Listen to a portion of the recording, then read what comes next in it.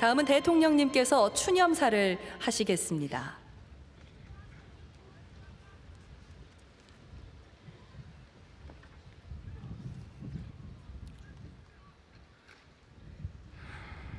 존경하는 국민 여러분, 국가 유공자와 유가족 여러분, 얼마나 많은 그리움을 안고 이곳에 오셨습니까? 보고 싶은 사람을 가슴 깊숙이 품고 계신 분들을 여기 오는 길 곳곳에서 마주쳤습니다. 저는 오늘 63번째 현충일을 맞아 우리를 지키고 나라를 위해 희생한 영령들이 모두 우리의 이웃이었고 가족이었다는 사실을 새삼 깨닫습니다. 국민과 국가를 위해 헌신한 국가 유공자 여러분께 깊은 존경의 마음을 표하며 유가족께 애틋한 애도의 말씀을 드립니다. 존경하는 국민 여러분, 대한민국의 역사는 우리의 이웃과 가족들이 평범한 하루를 살며 만들어온 역사입니다.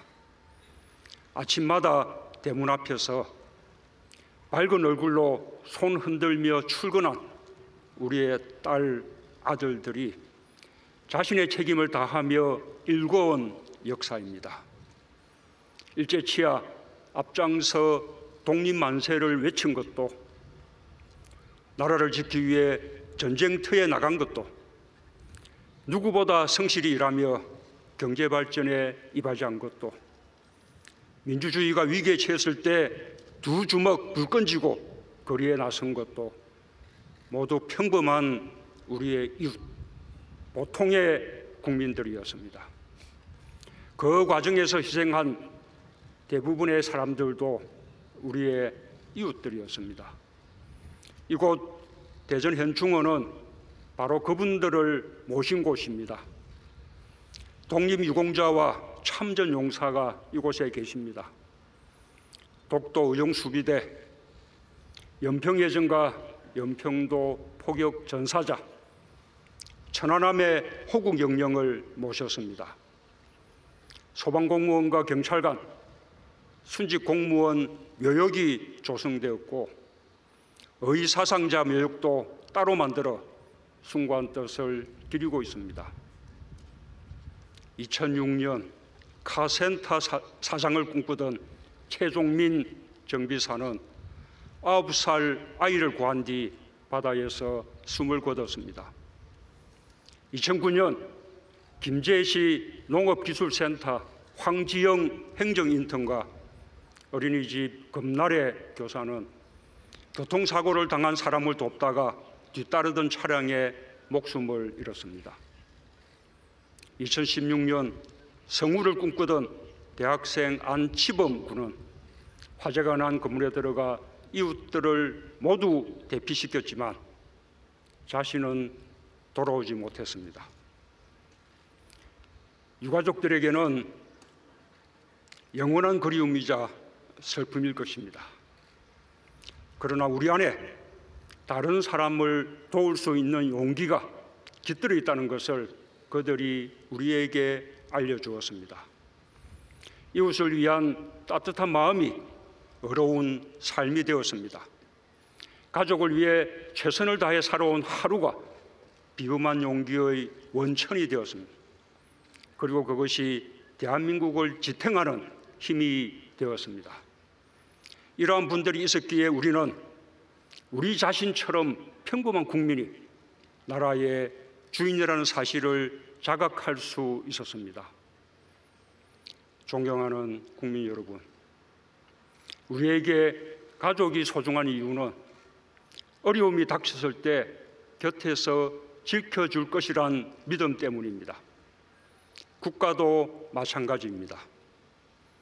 언제든 국가로부터 도움받을 수 있다는 확고한 믿음이 있을 때 우리도 모든 것을 국가에 바칠 수 있습니다. 그것이 진정한 애국입니다. 저는 오늘 무영고 묘역을 돌아보았습니다. 한국 전쟁에서 전사한 김기혁 중사의 묘소를 참배하며 국가가 국민에게 드릴 수 있는 믿음에 대해 생각했습니다. 그는 22의 청춘을 나라에 바쳤지만 세월이 흐르는 동안 영고 없는 무덤이 되고 말았습니다. 대한민국은 결코 그분들을 외롭게 두지 않을 것입니다. 끝까지 기억하고 끝까지 돌볼 것입니다. 모든 무영고 묘소를 대한민국의 이름으로 기억해야 합니다. 그것이 국가에 헌신했던 믿음에 답하고 국민이 국가에 믿음을 갖게 하는 국가의 역할과 책무일 것입니다. 존경하는 국민 여러분, 국가 유공자와 유가족 여러분, 보훈은 국가를 위한 헌신에 대한 존경입니다. 보훈은 이웃을 위한 희생이 가치 있는 삶이라는 것을 우리 모두의 가슴에 깊이 새기는 일입니다. 그래서 보훈은 나라를 나라답게 만드는 기본입니다. 우리 정부는 모든 애국을 공경하는 마음으로 보훈을 더 잘 하려고 노력하고 있습니다. 우리는 그동안 독립운동가의 후손을 잘 모시지 못했습니다. 이제 독립유공자의 자녀와 손자녀까지 생활지원금을 들을 수 있게 되어 무척 다행스럽습니다. 지난 1월 이동영 선생의 손녀 82세 이애희 여사를 보훈처장이 직접 찾아뵙고 생활지원금을 전달했습니다. 이동영 선생은 대한민국 임시정부에서 주석, 국무령, 국무총리 등을 역임하며 20여 년간 임시정부를 이끌었던 분입니다. 이제 비로소 사람 노릇을 할 수 있게 되었다는 여사님의 말씀이 우리를 부끄럽게 합니다. 우리 정부는 국가보훈처를 장관급으로 격상시켰고 보훈 예산 규모도 사상 최초로 5조 원을 넘어섰습니다. 올해 1월부터 국립호국원에 어전단을 신설하여 독립유공자의 안장식을 국가의 예우 속에서 품격 있게 진행할 수 있게 하였습니다. 생존에 계신 애국지사의 특별예우금도 50% 올려드리게 되었고 참전용사들의 무공수당과 참전수당도 월 8만 원씩 더 지급해드리고 있습니다. 대통령의 건조기를 정정하는 훈령도 제정했습니다. 6월 1일 첫 시행되는 날 국가유공자 김기윤 선생의 빈소에 대통령 건조기 1호를 인편으로 정중하게 전달했습니다. 8월에는 인천보훈병원이 개원합니다. 국가유공자들이 가까운 곳에서 의료와 요양을 받을 수 있도록 강원권과 전북권에도 보훈요양병원을 신설하고 부산, 대구, 광주, 대전에 전문 재활센터를 건립할 예정입니다.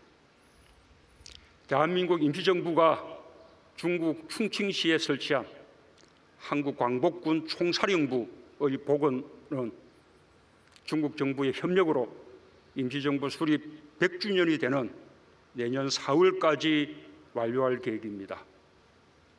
한국 전쟁에서 전사한 군인과 경찰의 유해 발굴도 마지막 한 분까지 계속해 나갈 것입니다.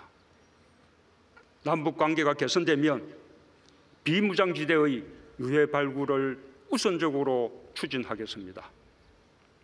미군 등 해외 참전 용사들의 유해도 함께 발굴할 수 있을 것입니다. 국민을 위한 모든 희생과 헌신에 보답하기 위해 법령도 정비했습니다. 지난 3월 구조 활동을 하던 3명의 소방관이 사망하는 안타까운 일이 있었는데 교육생이던 고 김원영, 고 문세미 소방관은 정식 임용 전이라는 이유로 국가유공자로 인정받을 수 없었습니다. 똑같이 국민과 국가를 위해 희생했는데도 신분 때문에 차별받고 억울함이 있어서는 안 됩니다. 정부는 두 분을 포함해 실무 수습 중 돌아가신 분들도 순직으로 인정받을 수 있도록 소방공무원 임용령을 개정했습니다. 오늘 세 분 소방관의 묘비 제막식이 이곳에서 있을 예정입니다. 눈물로 따님들을 떠나보낸 부모님들과 가족들께 각별한 위로의 말씀을 드립니다. 존경하는 국민 여러분, 국가유공자의 진정한 예우는 국가유공자와 유족들이 자부심을 가질 수 있을 때 비로소 완성됩니다. 그분들의 삶이 젊은 세대의 마음속에 진심으로 전해져야 합니다.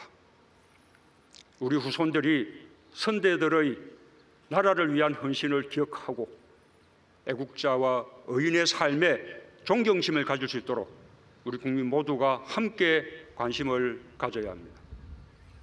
애국과 보훈에 보수와 진보가 따로일 수 없습니다.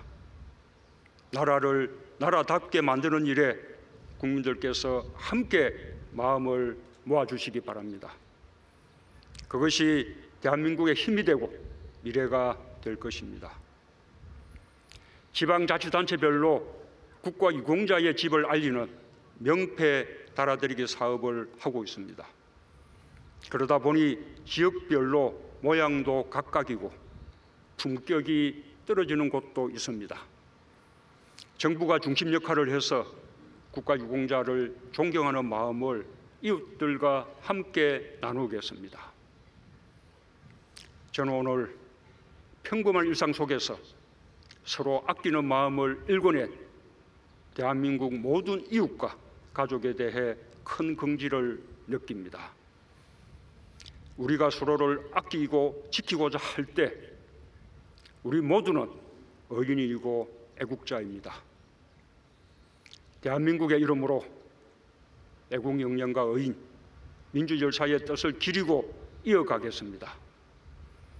가족들의 슬픔과 그리움을 조금이나마 보듬을 수 있도록 국가의 역할과 책임을 다하겠습니다.